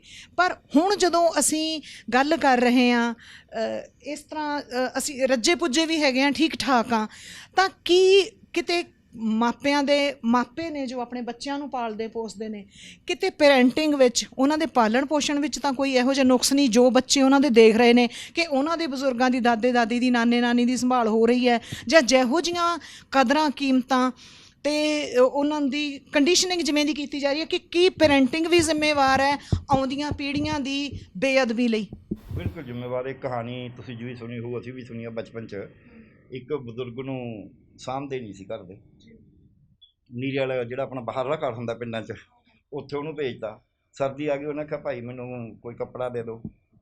ਉਹ ਮਾਂ ਨੇ ਕੰਬਲ ਕੱਢਿਆ ਪੁਰਾਣਾ ਜਿਹਾ ਫਟਿਆ ਜਾ, ਉਹ ਦੇਤਾ ਵੀ ਜਾ ਇਹ ਤੇਰੇ ਦਾਦੇ ਨੂੰ ਹੁੰਦੇ ਆ। ਉਹ ਮੁੰਡੇ ਨੇ ਐਂ ਪਾੜਨ ਲੱਗ ਗਿਆ ਦੋ ਹਿੱਸਿਆਂ 'ਚ, ਉਹ ਕਹਿੰਦੀ ਮਾਂ ਕਹਿੰਦੀ ਵੀ ਇਹ ਤੂੰ ਪਾੜ ਕਰਦਾ ਕਿਉਂ ਹੈ? ਕਹਿੰਦਾ ਜਿੱਦੇ ਤੁਸੀਂ ਬੁੜੇ ਹੋਗੇ ਫਿਰ ਤੁਹਾਨੂੰ ਵੀ ਤਾਂ ਦੇਣਾ ਹੋਊ ਇੱਕ ਹਿੱਸਾ। ਮਾਂ ਨੂੰ ਫੱਟ ਸਮਝ ਆ ਗਈ ਵੀ ਗੱਲ ਕੀ ਕਹਿਣਾ ਚਾਹੁੰਦਾ ਹੈ। ਫਿਰ ਉਹਨੇ ਨਵਾਂ ਕੰਬਲ ਦਿੱਤਾ। ਕਦੇ ਬੱਚੇ ਵੀ ਗਾਈਡ ਕਰ ਜਾਂਦੇ ਨੇ। ਸੋ ਇਹ ਗੱਲ ਸੱਚੀ ਹੈ, ਇਹ ਤੁਸੀਂ ਬਿਲਕੁਲ ਸਹੀ ਕਿਹਾ ਵੀ ਅੱਜ ਸਾਡੀ ਪੇਰੈਂਟਿੰਗ ਇਸ ਤਰ੍ਹਾਂ ਦੀ ਹੋ ਗਈ ਕਿ ਅਸੀਂ ਆਪਦੇ ਦਾਦੇ ਦਾਦੀਆਂ ਦਾ ਤਾਂ ਕੁਛ ਕਰਦੇ ਨਹੀਂ। ਜਦ ਅਸੀਂ ਆਪਦੇ ਮਾਂ-ਬਾਪ ਨੂੰ ਧਿਆਨ ਨਹੀਂ ਕਰ ਰਹੇ ਤਾਂ ਸਾਡੇ ਬੱਚੇ ਇਹੀ ਕੁਛ ਸਿੱਖਦੇ ਨੇ ਨਾ ਵੀ ਇਹਨਾਂ ਨੇ ਆਹ ਕਰੇ ਸੀ ਅਸੀਂ ਕਿਉਂ ਨਾ ਕਰੀਏ। ਇਸ ਕਰਕੇ ਇਹਦੇ ਵਿੱਚ ਜਿਹੜੀ ਸਮਝਣ ਦੀ ਲੋੜ ਹੈ ਕਿ ਪੇਰੈਂਟਿੰਗ ਕਿਉਂ ਜ਼ਰੂਰੀ ਹੈ। ਕਿ ਤੁਹਾਡਾ ਇੱਕ ਇਹ ਜਿਹੜਾ ਅਸੀਂ ਓਲਡ ਏਜ ਹੋਮ ਦੀ ਗੱਲ ਕਰਦੇ ਹਾਂ ਨਾ, ਇਹ ਓਲਡ ਏਜ ਹੋਮ ਜਿੰਨੇ ਮਰਜ਼ੀ ਬਣ ਜਾਣ ਉਹ ਇਨਸਾਨੀ ਰਿਸ਼ਤੇ ਨਹੀਂ ਬਣਾ ਸਕਦੇ ਕਿਉਂਕਿ ਨਵੇਂ ਬੰਦੇ ਹੁੰਦੇ ਨੇ ਉੱਥੇ ਸਾਰੇ। ਮਕੈਨੀਕਲ ਆ ਇੱਕ ਸਿਸਟਮ ਉਹ। ਅਮਰੀਕਾ 'ਚ ਹਾਲਾਂਕਿ ਉਹੀ ਚੱਲਦਾ। ਮੈਂ ਇੱਕ ਦੋਸਤ ਦੇ ਕੋਲ ਸੀ ਹੁਣ, ਉਹਨਾਂ ਨੇ ਆਪਣਾ ਨਾਮ ਓਲਡ ਏਜ ਹੋਮ 'ਚ ਦਰਜ ਕਰਾਇਆ। ਚੰਗੀ ਜਾਇਦਾਦ ਨਾਲੇ ਚੰਗੇ ਡਾਕਟਰ ਨੇ ਦੋਨੇ, ਕਿਉਂਕਿ ਉਹ ਕਹਿੰਦੀ ਹੀ ਨੇ ਵੀ ਹੋਰ ਕੋਈ ਤਰੀਕਾ ਨਹੀਂ ਇੱਥੇ। ਅਤੇ ਜੇ ਅਸੀਂ ਜਿਹੜਾ ਘਰ ਦੇ ਵਿੱਚ ਨਾ ਮੋਹ ਹੈ, ਘਰ ਦੇ ਵਿੱਚ ਪਿਆਰ ਹੈ, ਉਦੋਂ ਕੋਈ ਬੇਆਸਰਾ ਹੁੰਦਾ। ਕੋਈ ਕਹਿੰਦਾ ਮੈਂ ਹਰਿਦੁਆਰੇ ਜਾ ਕੇ ਬਹਿ ਗਿਆ, ਕੋਈ ਕਹਿੰਦਾ ਮੈਂ ਗੁਰਦੁਆਰੇ ਬਹਿ ਗਿਆ, ਕੋਈ ਕਹਿੰਦਾ ਮੈਂ ਮਸੀਤ 'ਤੇ ਬਹਿ ਗਿਆ, ਕੋਈ ਹੁੰਦਾ ਸੀ। ਹੁਣ ਜਿਹੜਾ ਹੈ ਹੁਣ ਬਹੁਤੀ ਜਿਹੜੇ ਨੇ ਚੰਗੇ ਚੱਲਦੇ ਪੁਰਜੇ ਜਿਨ੍ਹਾਂ ਦੇ ਘਰ 'ਚ ਸਭ ਕੁਛ ਹੈਗਾ ਉਹ ਉਹਨਾਂ ਨੂੰ ਘਿਰਨਾ ਕਰਦੇ ਨੇ। ਹੁਣ ਉਸ 'ਚ ਮੈਂ ਇੱਕ ਪਾਸਾ ਹੋਰ ਦੱਸਣਾ ਚਾਹਾਂਗਾ। ਮੈਂ ਮੇਰੇ ਫਾਦਰ ਅਤੇ ਮਦਰ ਮੇਰੇ ਨਾਲ ਰਹਿੰਦੇ ਰਹੇ। ਇੱਕ ਤਾਂ ਇਹ ਸੀ ਵੀ ਉਹਦੇ ਵਿੱਚ ਕਈ ਵਾਰੀ ਸਾਨੂੰ ਲੱਗਦਾ ਵੀ ਬਜ਼ੁਰਗ ਤਾਂ ਖੰਘ ਕਰਦੇ ਨੇ ਜੀ, ਉਹਨਾਂ ਨੇ ਧੋਤੀ ਪਾਣੀ ਬਿਨਾਂ ਕਮੀਜ਼ ਜਾ ਕੇ ਬਹਿ ਜਾਣਾ। ਤੁਸੀਂ ਆਉਣਗੇ ਭਾਈ ਦਵਿੰਦਰ ਕਿੱਥੋਂ ਆਈਆਂ? ਭਾਈ ਇਹ ਪਿਆਰਾ ਤਾਂ ਮੈਨੂੰ ਦਿਖਾਉਂਦਾ ਨਹੀਂ, ਤੀਜੇ ਤੂੰ ਲੱਗੇ ਚੱਲੀ। ਪਰ ਮੈਨੂੰ ਇਸ ਗੱਲ ਦੀ ਕੋਈ ਚਿੰਤਾ ਨਹੀਂ। ਉਹਨਾਂ ਨੇ ਜਾਣਾ ਕੋਈ ਇਹੋ ਜਿਹੀ ਸਬਜ਼ੀ ਸੁਬਜ਼ੀ ਲੈ ਆਉਣੀ ਹੈ ਜਿਹੜੀ ਬਹੁਤੀ ਠੀਕ ਨਹੀਂ ਹੋਣੀ, ਜਾਂ ਰਸਤਾ ਭੁੱਲ ਜਾਣਾ। ਬਜ਼ੁਰਗ ਸੀਗੇ, 90 ਸਾਲ ਦੀ ਉਮਰ ਸੀ। ਕੋਈ ਇਹ ਲੜਕੇ ਨੂੰ ਮਿਲ ਗਏ, ਇਹ ਛੱਡਣ ਆ ਗਿਆ ਨਾਲ। ਇਹਨੇ ਕਿਹਾ ਵੀ ਬਾਊ ਜੀ ਜਰਾ ਇਹਨਾਂ ਦਾ ਬਜ਼ੁਰਗਾਂ ਦਾ ਧਿਆਨ ਰੱਖਿਆ ਕਰੋ। ਹੁਣ ਮੈਂ ਇਹ ਨਹੀਂ ਕਹਿਣਾ ਇਹਨਾਂ ਦੇ ਸਾਹਮਣੇ ਵੀ ਇਹ ਤਾਂ ਊਂ ਹੀ ਤੁਰ ਜਾਂਦੇ ਨੇ, ਜਾਂ ਉਹਨਾਂ ਦੀ ਖਿਚਾਈ ਕਰਨੀ ਸ਼ੁਰੂ ਕਰਨਾ, ਜਾਂ ਇਹਨਾਂ ਨੂੰ ਕਹਾਂ ਵੀ ਫਿਰ ਕੀ ਹੋ ਗਿਆ। ਮੈਂ ਕਹਾਂਗਾ ਹਾਂ ਭਾਈ ਅੱਗੇ ਤੋਂ ਧਿਆਨ ਰੱਖਾਂਗੇ, ਕਿਉਂਕਿ ਇਹ ਤਾਂ ਆਪਦੀ ਭਾਵਨਾ 'ਚੋਂ ਆਏ ਨੇ। ਸੋ ਜਿਹੜੀਆਂ ਇਹ ਭਾਵਨਾਵਾਂ ਨੇ ਇਹ ਛੋਟੀਆਂ ਛੋਟੀਆਂ ਗੱਲਾਂ ਨੇ, ਮੈਂ ਕਰਕੇ ਦੇਖੀਆਂ ਨੇ। ਮੇਰੇ ਮਾਤਾ ਜੀ ਸਾਡੇ ਕੋਲ ਰਹਿੰਦੇ ਸੀ, ਅਸੀਂ ਕਿਹੜਾ ਉਹਨਾਂ ਦੀ ਹਰੇਕ ਗੱਲ ਮੰਨਣੀ ਹੁੰਦੀ ਹੈ। ਅਸੀਂ ਜਾਂਦੇ ਹੋਏ ਕਹਿੰਦੇ ਅੱਛਾ ਮਾਤਾ ਜੀ ਮੈਂ ਚੱਲਿਆ। ਆ ਕੇ ਹਾਂ ਮਾਤਾ ਜੀ ਖਾਣਾ ਖਾ ਲਿਆ ਸੀ। ਉਹ ਬੜੇ ਖੁਸ਼ ਨੇ ਵੀ ਮੇਰੇ ਪੁੱਤ ਨੂੰ ਤਾਂ ਮੈਨੂੰ ਪੁੱਛ ਕੇ ਚੱਲਦੇ ਨੇ। ਉਹਨਾਂ ਨੇ ਇੱਕ ਤਾਂ ਇਹ ਦੂਜਾ ਪਾਸਾ ਘਰ ਖੋਲ੍ਹਾ ਰਹਿੰਦਾ, ਜਵਾਕ ਤੁਹਾਡੇ ਘਰੇ ਆਉਂਦੇ ਨੇ, ਫਿਰ ਉਹਨਾਂ ਨੂੰ ਮਾੜਾ ਮੋਟਾ ਲੁੱਕ ਆਫਟਰ ਕਰਦੇ ਨੇ। ਨੌਕਰ ਨਹੀਂ ਉਸ ਤਰ੍ਹਾਂ ਕਰ ਸਕਦੇ। ਸੋ ਇਸ ਕਰਕੇ ਜਿੰਨਾ ਕੁ ਤੁਹਾਨੂੰ ਉਹਨਾਂ ਦੇ ਨੁਕਸ ਲੱਗਦੇ ਨੇ, ਤੁਹਾਡੀ ਜੀਵਨ ਉਹਨਾਂ ਨੂੰ ਪੱਧਤੀ ਬਿਲਕੁਲ ਵੱਖਰੀ ਹੈ, ਉਨੇ ਕੁ ਤੁਹਾਨੂੰ ਉਹਦੇ ਬੈਨੀਫਿਟ ਵੀ ਨੇ, ਲਾਭ ਵੀ ਨੇ। ਅਸੀਂ ਉਹ ਲਾਭ ਦੇਖਣੇ ਭੁੱਲ ਗਏ। ਅਸੀਂ ਇੱਕ ਨੌਕਰ ਦੇ ਸਹਾਰੇ ਬੱਚੇ ਛੱਡ ਸਕਦੇ ਹਾਂ, ਅਸੀਂ ਦਾਦਾ ਦਾਦੀ ਨਾਨਾ ਨਾਨੀ ਦੇ ਸਹਾਰੇ ਬੱਚੇ ਛੱਡਣ ਨੂੰ ਤਿਆਰ ਨਹੀਂ ਹੈਗੇ। ਹਾਲਾਂਕਿ ਨੌਕਰ ਸ਼ਾਇਦ ਉਨੀਆਂ ਉਹ ਨਾ ਕਰ ਸਕੇ ਜਿੰਨੀਆਂ ਦਾਦਾ ਦਾਦੀ ਨਾਨਾ ਨਾਨੀ ਉਹਦੇ ਨਾਲ ਕਰ ਲੈਣਗੇ। ਸੋ ਇਸ ਕਰਕੇ ਸਾਨੂੰ ਇਹ ਪੱਖ ਜਿਹੜਾ ਹੈ ਕਿ ਬਜ਼ੁਰਗਾਂ ਨੂੰ ਸਾਂਭਣ ਦੀ ਕਿਉਂ ਲੋੜ ਹੈ, ਉਹ ਕੇਵਲ ਉਹਨਾਂ ਦੀ ਸਾਂਭ ਸੰਭਾਲ ਵਾਸਤੇ ਨਹੀਂ, ਸਾਡੀ ਆਪਣੀ ਲੋੜ ਵਾਸਤੇ ਵੀ ਹੈ। ਉਹਦੇ ਵਿੱਚ ਕਿਉਂਕਿ ਉਹ ਦੋ ਤਰ੍ਹਾਂ ਦੀ ਹੋ ਗਈ। ਇੱਕ ਤਾਂ ਸਾਡੇ ਬੱਚਿਆਂ ਨੂੰ ਸਾਂਭ ਰਹੇ ਨੇ, ਘਰ ਨੂੰ ਸਾਂਭ ਰਹੇ ਨੇ। ਦੂਜਾ ਇਹ ਹੈ ਕਿ ਅਸੀਂ ਜਦ ਬਜ਼ੁਰਗ ਹੋਵਾਂਗੇ ਸਾਡੇ ਬੱਚੇ ਵੀ ਦੇਖ ਕੇ ਹੀ ਕੁਛ ਕਰਨਗੇ ਵੀ ਜੇ ਭਾਈ ਇਹਨਾਂ ਨੇ ਸਾਂਭਿਆ। ਸੋ ਇਸ ਕਰਕੇ ਮੈਨੂੰ ਐਂ ਲੱਗਦਾ ਹੈ ਵੀ ਅਸੀਂ ਇਹ ਇੱਕ ਤਾਂ ਇਹਦਾ ਹੱਲ ਇਹੀ ਹੈ ਕਿ ਅਸੀਂ ਸੰਸਕਾਰ ਹੀ ਇਹੋ ਜਿਹੇ ਪੈਦਾ ਕਰੀਏ। ਪੜ੍ਹਾਈ ਦੇ ਵਿੱਚ ਇੱਕ ਪਾਰਟ ਇਸ ਤਰੀਕੇ ਐਂ ਵੀ ਕੋਈ ਸਿਲੇਬਸ ਬਣਾ ਦੇਣਾ ਪੜ੍ਹਾਈ 'ਚ, ਰੋਜ਼ ਮਾਰਨਿੰਗ ਅਸੈਂਬਲੀ ਹੈ, ਹੋਰ ਹੈ, ਉਹਦੇ 'ਚ ਵੀ ਤੁਸੀਂ ਪੇਰੈਂਟਸ ਨਾਲ ਕੀ ਕਰਿਆ, ਅੱਜ ਤੁਹਾਡੇ ਪੇਰੈਂਟਸ ਨੇ ਕੀ ਕਰਦਾ, ਗ੍ਰੈਂਡ ਪੇਰੈਂਟਸ ਨੇ ਕੀ ਕਰਿਆ, ਇਹੋ ਜਿਹੀਆਂ ਕਹਾਣੀਆਂ ਕਹੂਣੀਆਂ ਇਸ ਤਰ੍ਹਾਂ ਦੀਆਂ ਗੱਲਾਂ ਸੁਣਾਂ। ਦੂਜਾ ਅਸੀਂ ਜਿਹੜਾ ਮੈਂ ਫਿਰ ਦੁਬਾਰਾ ਕਹਾਂਗਾ ਵੀ ਅਸੀਂ ਜੇ ਮੁਹੱਲਾ ਕਮੇਟੀਆਂ ਜਾਂ ਪਿੰਡ 'ਚ ਕੋਈ ਬਜ਼ੁਰਗਾਂ ਨੂੰ ਸੰਭਾਲਣ ਵਾਲੀ ਕਮੇਟੀ, ਉਹ ਜ਼ਰੂਰੀ ਨਹੀਂ ਵੀ ਕੋਈ ਆਸ਼ਰਮ ਚਲਾ ਰਹੀ ਹੋਵੇ, ਮੇ ਵੀ ਕੋਈ ਆਸ਼ਰਮ ਵੀ ਹੋਵੇ ਵੀ ਜਿਹੜਾ ਬਿਲਕੁਲ ਹੀ ਕਿਸੇ ਦਾ ਆਸ਼ਰਮ ਤੋਂ ਉਹ ਵੀ ਦੇ ਦੇ, ਚਾਹੇ ਪ੍ਰਬੰਧ ਕਰਦੇ। ਪਰ ਇਹ ਜਿਹੜਾ ਸਮੱਸਿਆ ਹੈ ਇਹ ਆਸ਼ਰਮਾਂ 'ਚ ਹੱਲ ਨਹੀਂ ਹੋਣਾ, ਖਾਸ ਕਰਕੇ ਸਾਡੇ ਮੁਲਕ ਜਿੱਥੇ 138 ਕਰੋੜ ਦੀ ਆਬਾਦੀ ਹੈ। ਅਮਰੀਕਾ ਕੋਲ ਐਡਾ ਵੱਡਾ ਮੁਲਕ ਹੈ, 33 ਕਰੋੜ ਦੀ ਆਬਾਦੀ ਹੈ ਸਾਰੀ। ਪੈਸਾ ਬਹੁਤ ਹੈ ਲੋਕਾਂ ਕੋਲ, ਸਾਡੇ ਗਰੀਬੀ ਬਹੁਤ ਹੈ। ਸੋ ਇਸ ਕਰਕੇ ਸਾਡੇ ਮੁਲਕ ਦੇ ਵਿੱਚ ਸਾਡੀ ਜ਼ਰੂਰੀ ਹੈ ਭਾਈਚਾਰੇ ਨੂੰ ਮੇਨਟੇਨ ਕਰੀਏ। ਇੱਕ ਅਸੀਂ ਪਿੰਡਾਂ ਦੀਆਂ ਕਮੇਟੀਆਂ ਬਣਾ ਕੇ ਜੇ ਕੋਈ ਜਿਹੜਾ ਬੰਦਾ ਚੱਲਦਾ ਪੁਰਜਾ ਹੈ, ਕਰ ਸਕਦਾ ਹੈ, ਉਹ ਜੇ ਉਹਦੇ ਮਾਂ-ਬਾਪ ਨੂੰ ਤੰਗ ਕਰਦਾ ਹੈ, ਨਜਾਇਜ਼ ਤੰਗ ਕਰਦਾ ਹੈ, ਉਹਨੂੰ ਟੋਕੀ ਇਕੱਠੇ ਹੋ ਕੇ। ਇਕੱਲਾ ਟੋਕੇਗਾ ਉਹਦੇ ਗੱਲ ਪੈ ਜਾਣਗੇ। ਪਰ ਜਦ ਇਕੱਠੇ ਹੋ ਕੇ ਕੁਛ ਕਰਦੇ ਹਾਂ ਤਾਂ ਵੱਡੇ ਤੋਂ ਬੰਦਾ ਵੀ ਆਕੀ ਨਹੀਂ ਹੁੰਦਾ ਆਮ ਤੌਰ 'ਤੇ ਸਮਾਜ ਤੋਂ। ਜਿਹੜਾ ਕਹਿੰਦੇ ਵੀ ਪੰਚਾਇਤ ਨੂੰ ਇਹਨੂੰ ਘਰੋਂ ਮੋੜ ਦੇਣਾ, ਉਹਨੂੰ ਬਹੁਤ ਮਾੜਾ ਸਮਝਿਆ ਜਾਂਦਾ, ਜਿੱਦਾਂ ਮਰਜ਼ੀ ਉਹ ਤਕੜਾ ਹੋਵੇ। ਇੰਨਾ ਆਈਸੋਲੇਟ ਹੋਣ ਨੂੰ ਤਿਆਰ ਨਹੀਂ ਹੁੰਦਾ ਬੰਦਾ ਛੇਤੀ। ਸੋ ਮੇਰਾ ਖਿਆਲ ਹੈ ਇਹ ਦੋ ਤਰੀਕੇ ਨੇ। ਜਿਸ ਤਰ੍ਹਾਂ ਤੁਸੀਂ ਬਜ਼ੁਰਗਾਂ ਨੂੰ ਸੰਭਾਲਣ ਦੀ ਹੀ ਗੱਲ ਕਰ ਰਹੇ ਹੋ, ਮੈਂ ਫਿਰ ਉਸ ਗੱਲ 'ਤੇ ਆਉਂਦੀ ਹਾਂ ਕਿ ਇੱਕ ਇਸਰਾਈਲੀ ਕਹਾਵਤ ਹੈ ਕਿ ਇੱਕ ਬੱਚੇ ਨੂੰ ਪਾਲਣ ਲਈ ਪੂਰਾ ਪਿੰਡ ਚਾਹੀਦਾ ਹੈ। ਪੂਰੇ ਪਿੰਡ ਦਾ ਮਤਲਬ ਹੈ ਕਿ ਉਹ ਪੂਰੇ ਪਿੰਡ ਤੋਂ ਬੱਚਾ ਸਿੱਖਦਾ ਹੈ ਅਤੇ ਪੂਰਾ ਪਿੰਡ ਉਹਦੀ ਪਰਵਰਿਸ਼, ਉਹਦਾ ਪਾਲਣ ਪੋਸ਼ਣ ਕਰਦਾ ਹੈ। ਤੇ ਕੀ ਇੱਕ ਤਾਂ ਇਹੀ ਮੈਂ ਤੁਹਾਡੇ ਨਾਲ ਗੱਲ ਕਰ ਚੁੱਕੀ ਹਾਂ ਕਿ ਕੀ ਪੈਰੈਂਟਿੰਗ 'ਚ ਕਿਤੇ ਨੁਕਸ ਹੈ, ਤੇ ਕੀ ਜਦੋਂ ਕਿਉਂਕਿ 90 ਤੋਂ ਪਹਿਲਾਂ ਇੰਨੀ ਟੈਕਨੋਲੋਜੀ ਨਹੀਂ ਸੀ ਆਈ, ਤੇ ਹੁਣ ਜਦੋਂ ਟੈਕਨੋਲੋਜੀ ਇੰਨੀ ਆ ਚੁੱਕੀ ਹੈ ਤੇ ਨਵੀਂ ਪੀੜ੍ਹੀ ਦੀਆਂ ਨੌਕਰੀਆਂ ਇਸ ਕਿਸਮ ਦੀਆਂ ਨੇ, ਕਿਧਰੇ ਮਾਪਿਆਂ ਲਈ ਵੀ ਕੋਈ ਸੁਨੇਹਾ ਹੈਗਾ ਤੁਹਾਨੂੰ ਕਿ ਉਹ ਵੀ ਥੋੜ੍ਹਾ ਐਡਜਸਟਮੈਂਟ ਵਰਗੀ ਸ਼ੈ ਹੁੰਦੀ ਹੈ? ਹਾਲਾਂਕਿ ਬੱਚਿਆਂ ਨੇ ਜਿੰਨਾ ਕੁਝ ਦਾਦੇ ਦਾਦੀਆਂ ਨਾਨੇ ਨਾਨੀਆਂ ਤੋਂ ਸੋਹਣਾ ਸਿੱਖ ਲੈਣਾ ਹੁੰਦਾ, ਸੱਭਿਆਚਾਰ, ਭਾਸ਼ਾ ਖੂਬਸੂਰਤ, ਤੇ ਸਭ ਤੋਂ ਵੱਡਾ ਸਬਕ ਉਹਨਾਂ ਨੇ ਪ੍ਰੇਮ ਤੇ ਮੋਹ ਦਾ ਲੈਣਾ ਹੁੰਦਾ ਉਹਨਾਂ ਤੋਂ। ਕਿ ਮੈਂ ਸਿਰਫ ਇਹ ਚਾਹੁੰਦੀ ਹਾਂ ਕਿ ਮਾਪਿਆਂ ਲਈ ਕੀ ਸੁਨੇਹਾ ਆ? ਇਹੀ ਗੱਲ ਮੈਂ ਪਹਿਲਾਂ ਵੀ ਇਹੀ ਗੱਲ ਕਹੀ ਹੈ, ਹੁਣ ਵੀ ਦੁਬਾਰਾ ਕਹਾਂਗਾ, ਗੱਲ ਠੀਕ ਹੈ ਤੁਹਾਡੀ ਕਿ ਸਾਡੀ ਪੇਰੈਂਟਿੰਗ 'ਚ ਨੁਕਸ ਹੈ, ਇਹ 'ਚ ਕੋਈ ਸ਼ੱਕ ਨਹੀਂ ਹੈ। ਪਰ ਪੇਰੈਂਟ 'ਚ ਨੁਕਸ ਜਿਹੜੀ ਹੈ ਉਹ ਇਕੱਲੇ ਇੱਕ ਵਿਅਕਤੀ ਦਾ ਕਾਰਨ ਨਹੀਂ ਹੈ। ਅਗੇਨ ਮੈਂ ਉਸ ਗਲਤੀ ਆ ਰਿਹਾ, ਸਾਡੇ ਸਮਾਜ ਦਾ ਤੌਰ ਤਰੀਕਾ ਜਿਹੜਾ ਅਸੀਂ ਵਿਕਾਸ ਦਾ ਮਾਡਲ ਚੁਣਿਆ ਉਹ ਵਿਅਕਤੀਗਤ ਚੁਣ ਲਿਆ ਵੀ ਇੱਕ ਬੰਦਾ ਉੱਪਰ ਜਾਈ ਜਾਵੇ। ਅਸੀਂ ਐਂ ਨਹੀਂ ਦੱਸਿਆ ਵੀ ਭਾਈ ਜਿੱਦਾਂ ਮਰਜ਼ੀ ਕੋਈ ਓਕ ਟਰੀ ਬਣ ਜਾਵੇ, ਜੇ ਨਾਲ ਬਰਾਬਰ ਦੇ ਦਰਖਤ ਨਹੀਂ ਤਾਂ ਉਹ ਹਨੇਰੀ ਦਾ ਬੁੱਢਾ ਉਹ ਤਾਂ ਗਿਰ ਜਾਏਗਾ। ਸੋ ਤਕੜਾ ਰਹਿਣ ਵਾਸਤੇ ਜ਼ਰੂਰੀ ਹੈ ਭਾਵੇਂ ਨੀਵਾਂ ਹੀ ਹੋਵੇ ਉਹ, ਪਰ ਜੇ ਜ਼ਿਆਦਾ ਦਰਖਤ ਖੜੇ ਨੇ ਤਾਂ ਜਿੱਡੀ ਮਰਜ਼ੀ ਹਨੇਰੀ ਆ ਜਾਏ ਉਹ ਬਚ ਜਾਂਦਾ ਹੈ। ਸੋ ਸਮਾਜ ਦੇ ਵਿੱਚ ਬਚਣ ਵਾਸਤੇ ਜ਼ਰੂਰੀ ਹੈ, ਮਾਪਿਆਂ ਵਾਸਤੇ ਵੀ, ਉਹਨਾਂ ਦੇ ਬੱਚਿਆਂ ਵਾਸਤੇ ਵੀ, ਉਹਨਾਂ ਦੇ ਬੱਚਿਆਂ ਦੇ ਪਾਲਣ ਪੋਸ਼ਣ ਵਾਸਤੇ ਵੀ, ਉਹਨਾਂ ਨੂੰ ਆਪ ਨੂੰ ਕੋਈ ਸਮੱਸਿਆ ਆ ਜੇ।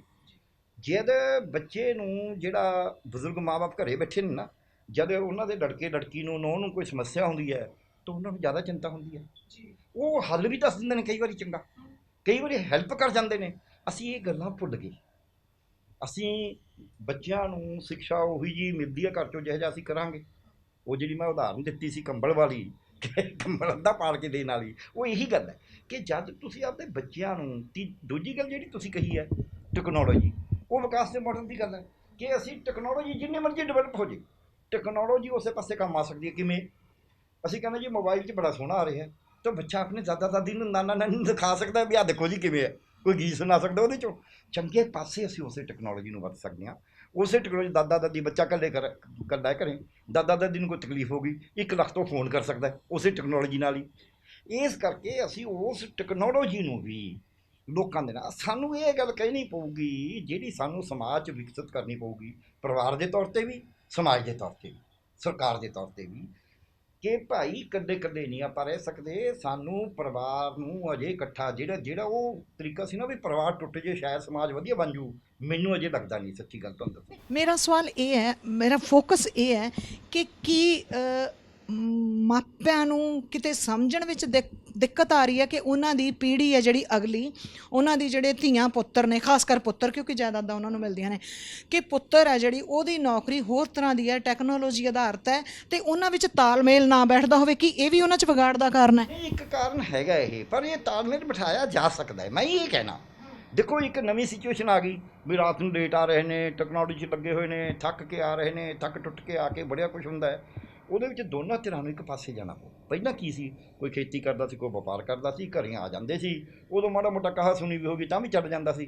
ਹੁਣ ਉਹ ਜ਼ਮਾਨਾ ਰਿਹਾ ਨਹੀਂ। ਇਸ ਕਰਕੇ ਅਸੀਂ ਜਿਹੜੇ ਬਜ਼ੁਰਗ ਨੇ ਉਹਨਾਂ ਨੂੰ ਵੀ ਉਸ ਤਰੀਕੇ ਨਾਲ ਸੰਭਾਲਣਾ ਵੀ ਭਾਈ ਇਹ ਥੱਕ ਕੇ ਆਉਂਦੇ ਨੇ, ਇਹ ਐਂ ਕ੍ਰਿਟੀਸਾਈਜ਼ ਨਹੀਂ ਕਰੀਦਾ, ਮਦਦ ਕਰੀਦੀ ਹੈ।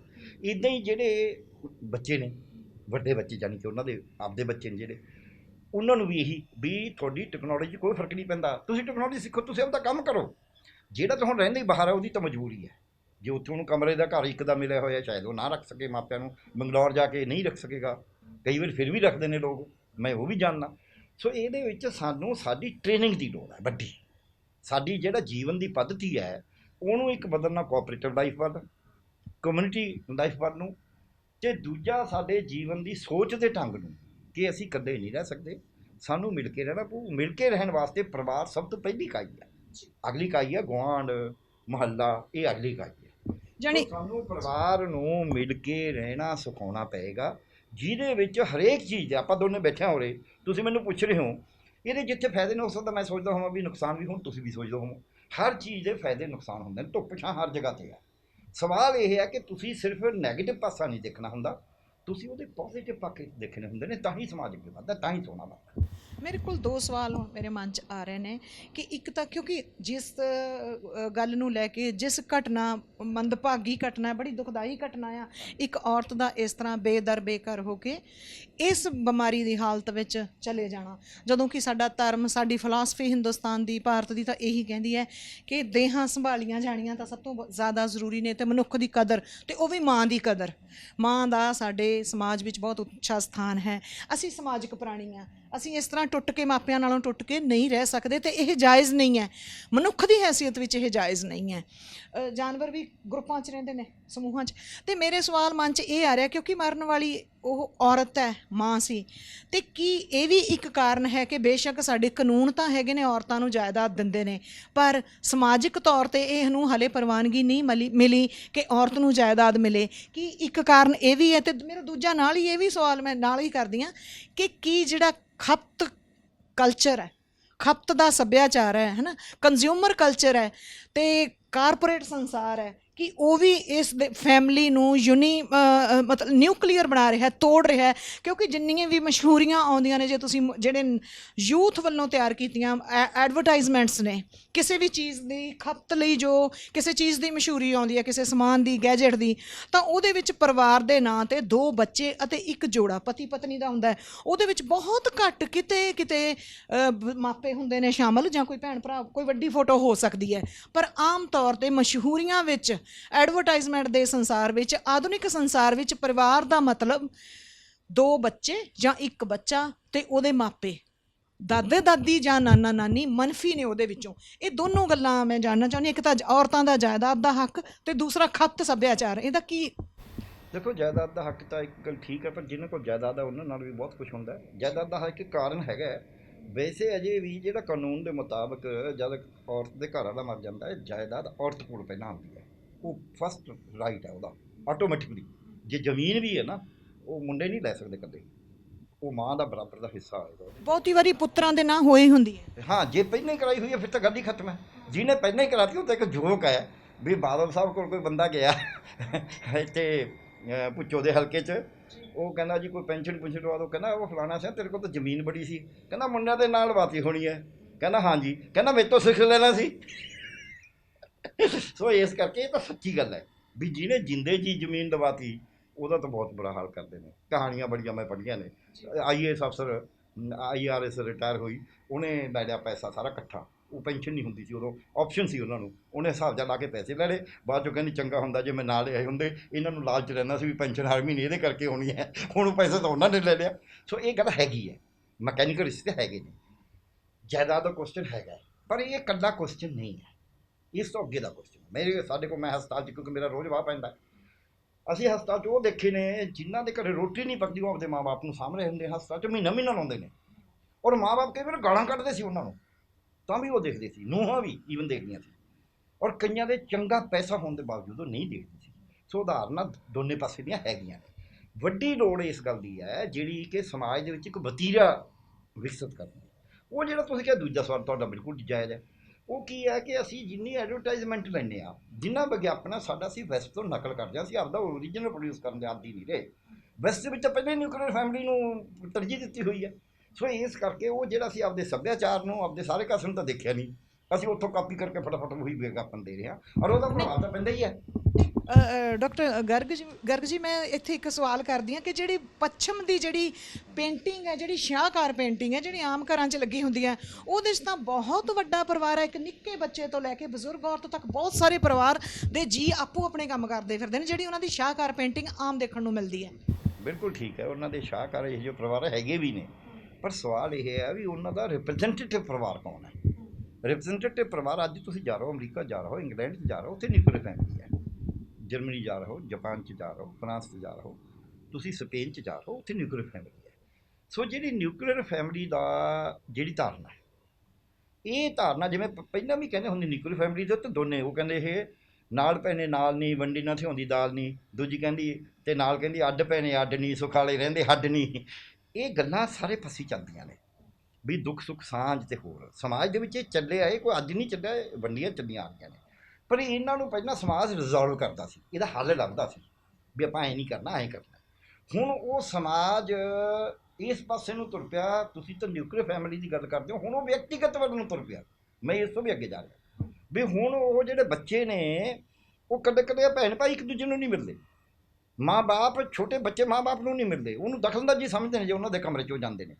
ਸੋ ਇਸ ਕਰਕੇ ਅੱਜ ਜਿਹੜਾ ਅਸੀਂ ਵਿਅਕਤੀਗਤ ਜਿਹੜਾ ਸਾਡਾ ਟੋਟਲ, ਜੋ ਤੁਸੀਂ ਠੀਕ ਕਿਹਾ, ਜੋ ਸਾਡਾ ਵਿਕਾਸ ਦਾ ਮਾਡਲ ਹੈ, ਉਹਦੇ ਵਿੱਚ ਕੋਈ ਕਹੋਗੇ ਜੀ ਟੈਕਨੋਲੋਜੀ ਕੁਝ ਨਹੀਂ ਕਹਿੰਦੀ ਹੁੰਦੀ। ਖਪਤ ਸੱਭਿਆਚਾਰ ਬਣਾਇਆ ਜਾ ਰਿਹਾ। ਹਾਂ, ਉਹ ਜਿਹੜਾ ਖਪਤ ਸੱਭਿਆਚਾਰ ਵੀ ਇਹਦੇ ਵਿੱਚ ਜਿਹੜਾ ਸੱਭਿਆਚਾਰ ਵੱਡਾ ਬਣਾਤਾ, ਖਪਤ ਵਿਅਕਤੀਗਤ ਬਣਾਤੀ। ਖਪਤ ਦੀ ਗੱਲ ਵੀ ਹਾਲਾਂਕਿ ਖਪਤ ਸੱਭਿਆਚਾਰ ਕੋਈ ਚੰਗਾ ਨਹੀਂ ਹੈ, ਉਹ ਕੁਦਰਤ ਦੇ ਵੀ ਖਿਲਾਫ ਹੈ, ਤੁਸੀਂ ਠੀਕ ਕਿਹਾ ਇਹ। ਪਰ ਜੇ ਖਪਤ ਸੱਭਿਆਚਾਰ ਕਲੈਕਟਿਵ ਹੁੰਦਾ ਵੀ ਇਕੱਠੇ ਹੋ ਕੇ ਘਰ 'ਚ ਖਾਣੀ ਆ ਰੋਟੀ, ਥੋੜ੍ਹੀ ਬਾਜ਼ਾਰ 'ਚੋਂ ਵੀ ਲਿਆ ਕੇ ਖਾ ਲਈ, ਜੋ ਵੀ ਕਰ ਲਿਆ, ਤਾਂ ਸ਼ਾਇਦ ਇਸ ਪਾਸੇ ਸਮੱਸਿਆ ਨਾ ਆਉਂਦੀ। ਹਾਲਾਂਕਿ ਖਪਤ ਸੱਭਿਆਚਾਰ ਇਟਸੈਲਫ ਵੀ ਬਹੁਤ ਮਾੜਾ ਹੈ। ਉਹ ਖਪਤ ਸੱਭਿਆਚਾਰ ਦੇ ਵਿੱਚੋਂ ਵਿਅਕਤੀਗਤ ਕੱਟਦਾ ਸਾਰਾ। ਸੋ ਜਦ ਤੁਸੀਂ ਬੰਦੇ ਨੂੰ, ਵਿਅਕਤੀ ਨੂੰ ਫੋਕਸ ਕਰੋਗੇ ਵੀ ਤੂੰ ਬਹੁਤ ਵਧੀਆ ਗੀਤ ਕੱਲਾ ਗਾ ਰਿਹਾ, ਅੱਗੇ ਇਕੱਠੇ ਗਾਉਂਦੇ ਸੀ, ਨਾਚ ਇਕੱਲਾ ਕਰਨ ਨੂੰ ਤਿਆਰ ਹੈ, ਸੋਲੋ ਡਾਂਸ ਕਹਿੰਦੇ ਹੈ ਜੀ। ਅਤੇ ਇਹ ਜਦ ਅਸੀਂ ਇਸ ਗੱਲ ਨੂੰ ਟੀਮ ਵਰਕ ਜਿਹਨੂੰ ਅਸੀਂ ਕਹਿੰਦੇ ਹਾਂ, ਜਦ ਅਸੀਂ ਟੀਮ ਤੋਂ ਕੱਢ ਕੇ ਇੱਕ ਵਿਅਕਤੀ ਨੂੰ ਉੱਤਾ ਕਰ ਦਾਂਗੇ ਤਾਂ ਫਿਰ ਉਹਨਾਂ ਨੂੰ ਮੇਲ ਦੀ ਲੋੜ ਨਹੀਂ। ਤੁਸੀਂ 3 ਬੰਦੇ, ਆਪਾਂ 4 ਬੰਦੇ ਆ ਮਤਲਬ ਇਸ 'ਚ ਸ਼ਾਮਲ। ਜੇ ਆਪਾਂ ਨੂੰ ਆਏ ਹੋਵੇ ਮੈਂ ਹੀ ਕੁਛ ਹਾਂ ਜਾਂ ਤੁਸੀਂ ਜਾਂ ਇਹ, ਤਾਂ ਫਿਰ ਤਾਂ ਕੰਮ ਨਹੀਂ ਹੋਏਗਾ। ਸੋ ਆਪਾਂ ਨੂੰ ਪਤਾ ਵੀ ਟੀਮ ਹੈ, ਜੇ ਆਪਾਂ ਇਹ ਟੀਮ 'ਚ ਮਿਲ ਕੇ ਨਹੀਂ ਚੱਲਾਂਗੇ ਤਾਂ ਸ਼ਾਇਦ ਕੰਮ ਨਹੀਂ ਹੋਏਗਾ। ਸੋ ਇਹ ਟੀਮ ਦੀ ਭਾਵਨਾ ਜਿਹੜੀ ਪੈਦਾ ਕਰਨੀ ਹੈ, ਇਹ ਸਮਾਜ ਨੇ ਵਿਕਸਿਤ ਕਰਨੀ ਹੈ। ਸਾਨੂੰ ਟ੍ਰੇਨਿੰਗ ਦੇਣੀ ਪਏਗੀ, ਪਹਿਲੀ ਗੱਲ ਸਮਾਜ ਨੂੰ। ਦੂਜੀ ਗੱਲ ਜਿਹੜੇ ਮਾਪੇ ਨੇ ਵਿੱਚ ਵਿਚਾਲਾ, ਜਿਹੜੀ ਸੈਕਿੰਡ ਪੀੜ੍ਹੀ ਆ, ਉਹਨਾਂ ਦੇ ਆਪਦੇ ਮਾਪੇ ਨੇ, ਇੱਧਰ ਬੱਚੇ ਨੇ, ਉਹਨਾਂ ਨੂੰ ਵੀ ਇਹ ਦੱਸਣਾ ਪਏਗਾ ਵੀ ਇਹ ਮਾਂ ਬਾਪ ਤੁਹਾਡੇ ਜਿਹੜੇ ਬਜ਼ੁਰਗ ਨੇ, ਇਹ ਵਿਹਲੇ ਨਹੀਂ ਹੈਗੇ, ਇਹ ਫਾਲਤੂ ਨਹੀਂ ਹੈਗੇ। ਅਤੇ ਇਸੇ ਤਰ੍ਹਾਂ ਆਹ ਬੱਚੇ ਵੀ ਇਹੀ ਕੁਛ ਸਿੱਖਣਗੇ ਜਿਹੜਾ ਕੁਛ ਤੁਸੀਂ ਕਰੋਗੇ। ਇਹ ਪੁਰਾਣੀਆਂ ਕਹਾਣੀਆਂ ਵੀ ਸਾਡੇ ਸਾਹਮਣੇ ਨੇ। ਸੋ ਆਪਾਂ ਕੋਸ਼ਿਸ਼ ਕਰੀਏ ਕਿ ਸਾਰਿਆਂ ਨੂੰ ਮਿਲ ਕੇ, ਇਹਨਾਂ ਦੇ ਫਾਇਦੇ ਵੀ ਨੇ, ਨੁਕਸਾਨ ਨਹੀਂ ਹੈਗੇ, ਸਾਰੇ ਫਾਇਦੇ ਵੀ ਹੁੰਦੇ, ਉਹ ਫਾਇਦੇ ਵਾਲਾ ਪਾਸਾ ਦੇਖਣਾ ਸ਼ੁਰੂ ਕਰੋ। ਪਰ ਇਹਨਾਂ ਮੈਨੂੰ ਲੱਗਦਾ, ਪਰ ਫਿਰ ਵੀ ਮੈਂ ਇੱਕ ਗੱਲ ਕਹਾਂਗਾ, ਜਿਸ ਪਾਸੇ ਨੂੰ ਸਾਡਾ ਸਮਾਜ ਤੁਰ ਰਿਹਾ, ਜਿੰਨੀ ਗੈਰ ਜ਼ਿੰਮੇਵਾਰੀ ਨੂੰ ਸਾਡਾ, ਕਿ ਬੰਦਾ ਸਿੱਖਦਾ ਕਿੱਥੋਂ ਆ? ਧਾਰਮਿਕ ਨੇਤਾਵਾਂ ਤੋਂ ਸਿੱਖਦਾ, ਸਿਆਸੀ ਨੇਤਾਵਾਂ ਤੋਂ ਸਿੱਖਦਾ, ਪ੍ਰਸ਼ਾਸਨਿਕ ਨੇਤਾਵਾਂ ਤੋਂ ਸਿੱਖਦਾ, ਇਨਸਾਫ ਕਰਨ ਵਾਲੇ ਨੇਤਾਵਾਂ ਤੋਂ ਸਿੱਖਦਾ, ਜਿਵੇਂ ਪਹਿਲਾਂ ਕਾਜੀ ਹੁੰਦੇ ਸੀ, ਅਤੇ ਜਾਂ ਫਿਰ ਅਧਿਆਪਨ ਤੋਂ, ਕਿੱਤੇ ਤੋਂ ਸਿੱਖਦਾ, ਅਧਿਆਪਕਾਂ ਤੋਂ, ਅਤੇ ਜਾਂ ਫਿਰ ਬਾਕੀ ਆਮ ਸਮਾਜ ਤੋਂ ਸਿੱਖਦਾ। ਇਹ 5 ਧਾਰਾਵਾਂ ਟੁੱਟ ਗਈਆਂ। ਅੱਜ ਨਾ ਸਮਾਜ ਸਿਖਾ ਸਕਦਾ, ਨਾ ਅਧਿਆਪਕ ਸਿਖਾ ਸਕਦਾ ਇਸ ਗੱਲ ਨੂੰ। ਇਹ ਤਾਂ ਗੱਲ ਹੀ ਨਹੀਂ, ਅੱਜ ਤਾਂ ਸਿਲੇਬਸ ਦੀ ਗੱਲ ਹੈ। ਨਾ ਪ੍ਰਸ਼ਾਸਨਿਕ ਅਧਿਕਾਰੀ ਤੋਂ ਕੋਈ ਵੀ, ਆਪਾਂ ਜੱਜ ਵਾਲੀ ਤਾਂ ਗੱਲ ਤੁਸੀਂ ਸੁਣੀ ਲਈ ਹੈ, ਤੁਸੀਂ ਉਹ ਸੁਣਾਤੀ ਹੈ, ਅਤੇ ਆਹ ਦੂਜੀ ਪ੍ਰਸ਼ਾਸਨਿਕ ਅਧਿਕਾਰੀ ਵਾਲੀ ਵੀ ਤੁਸੀਂ ਸੁਣਾਤੀ, ਉਹ ਵੀ ਤਾਂ ਅਤੇ ਸਿਆਸੀ ਅਧਿਕਾਰੀ ਵੀ ਵਿੱਚ ਸ਼ਾਮਲ ਨੇ। ਸੋ ਜਦ ਅਸੀਂ ਸਾਡੇ ਸਮਾਜ ਦੇ ਵਿੱਚ, ਅਸੀਂ ਸਮਾਜ ਕਿਤੇ ਨਾ ਕਿਤੇ ਉਲਟ ਪਾਸੇ ਨੂੰ ਤੋਰਤਾ, ਜਿਹੜੇ ਸਮਾਜ ਦੇ ਵਿੱਚ ਲੋਕਾਂ ਨੂੰ, ਸਮਾਜ ਨੂੰ ਵਿਕਸਿਤ, ਸਮਾਜ ਦਾ ਇੱਕ ਪਾਸਾ ਵਿਕਸਿਤ ਕਦੇ ਵੀ ਨਹੀਂ ਹੁੰਦਾ। ਇਹ ਨਹੀਂ ਹੋ ਸਕਦਾ ਵੀ ਸਾਰੇ ਬਜ਼ੁਰਗਾਂ ਨੂੰ ਅਸੀਂ ਬੜੇ ਪਿਆਰ ਨਾਲ ਰੱਖਾਂਗੇ ਅਤੇ ਉਹ ਸਮਾਜ ਨੂੰ ਖਰਾਬ ਕਰੀ ਜਾਵਾਂਗੇ। ਇਹ ਸਾਰਾ ਇਕੱਠਾ ਹੋਣਾ। ਸੋ ਸਾਨੂੰ ਅੱਜ ਲੋੜ ਇਸ ਗੱਲ ਦੀ ਹੈ ਕਿ ਅਸੀਂ ਜਿਹੜਾ ਵਿਅਕਤੀਗਤ ਸਮਾਜ ਦਾ ਖਪਤਵਾਦ ਵਾਲਾ, ਜੋ ਤੁਸੀਂ ਕਿਹਾ, ਇਹ ਮਾਡਲ ਜਿਹੜਾ ਵਿਕਾਸ ਦਾ ਵਿਕਸਿਤ ਕਰ ਲਿਆ, ਮੁਨਾਫਾ, ਅੰਨੇ ਮੁਨਾਫੇ ਵਾਲਾ, ਇਹਦੀ ਬਜਾਏ ਕੁਦਰਤ ਨਾਲ ਉਹਦਾ ਦੋਹਨ ਕਰਨ ਦੀ ਬਜਾਏ ਇੱਕ ਸੁਰਤਾ ਵਾਲਾ ਮਾਡਲ ਵਿਕਸਿਤ ਕਰੀਏ, ਅਤੇ ਫਿਰ ਸਾਨੂੰ ਸੱਚੀ ਮੁੱਚੀ ਲੱਗੇਗਾ, ਮਾਂ ਜਿਹਾ ਘਣ ਛਾਵਾਂ ਬੂਟਾ ਮੈਨੂੰ ਨਜ਼ਰ ਨਾ ਆਏ, ਲੈ ਕੇ ਜਿਸੋਂ ਛਾਂ ਉਡਾਰੀ ਰੱਬ ਨੇ ਸਵਰਗ ਬਣਾਏ, ਹੋਰ ਕੁਲ ਦੁਨੀਆ ਦੇ ਬੂਟੇ ਜੜ ਕੱਟਿਆਂ ਮੁਰਝਾ ਜਾਂਦੇ, ਐਪਰੇ ਬੂਟਾ ਫੁੱਲ ਮੁਰਝਾਣਾ ਸਭ। ਫਿਰ ਜਾਂਦੇ ਜਾਂਦੇ ਡਾਕਟਰ ਗਰਗ ਜੀ, ਇਹ ਪੁੱਛਣਾ ਚਾਹੁੰਦੀ ਹਾਂ ਜਾਂ ਇਹ ਕਹਿਣਾ ਚਾਹੁੰਦੀ ਹਾਂ ਮੈਂ ਤੁਹਾਡੇ ਤੋਂ ਵੀ, ਜਾਂ ਸਾਰਿਆਂ ਲਈ ਸਵਾਲ ਹੈ ਇਹ, ਸਾਡੇ ਸਮਾਜ ਲਈ ਵੀ, ਕਿ ਕੀ ਸਰਕਾਰ ਇਹਨਾਂ ਜਿਹੜੇ ਜ਼ਿੰਮੇਵਾਰ ਹੁਣ ਸਾਹਮਣੇ ਆ ਗਏ ਨੇ 2 ਧਿਰਾਂ, ਉਸ ਔਰਤ ਦੀ ਅਣਦੇਖੀ ਕਰਨ ਲਈ, ਉਸ ਮਾਂ ਦੀ ਅਣਦੇਖੀ ਕਰਨ ਲਈ, ਕੀ ਉਹਨਾਂ ਵਿਰੁੱਧ ਜਿਹੜਾ ਬਜ਼ੁਰਗਾਂ ਦੀ ਸਾਂਭ ਸੰਭਾਲ ਸੰਬੰਧੀ ਐਕਟ ਹੈ, ਸਾਡਾ ਕਾਨੂੰਨ ਹੈ, ਉਹਦੇ ਤਹਿਤ ਕਾਰਵਾਈ ਹੋਣੀ ਚਾਹੀਦੀ ਹੈ, ਜਾਂ ਹੁਣ ਤੱਕ ਸਰਕਾਰ ਨੇ ਕਿਉਂ ਕਾਰਵਾਈ ਨਹੀਂ ਕੀਤੀ? ਕਿਉਂਕਿ ਬਹੁਤੇ ਅਧਿਕਾਰੀਆਂ ਦੇ ਤਾਂ ਇਹ ਨੋਟਿਸ ਵਿੱਚ ਹੀ ਨਹੀਂ ਹੈ ਗੱਲ। ਇੱਥੇ ਚੰਡੀਗੜ੍ਹ ਦੇ ਅਧਿਕਾਰੀਆਂ ਦੇ, ਜੋ ਸਮਾਜਿਕ ਸੁਰੱਖਿਆ ਮਹਿਕਮੇ ਨਾਲ ਜੁੜੇ ਹੋਏ ਨੇ।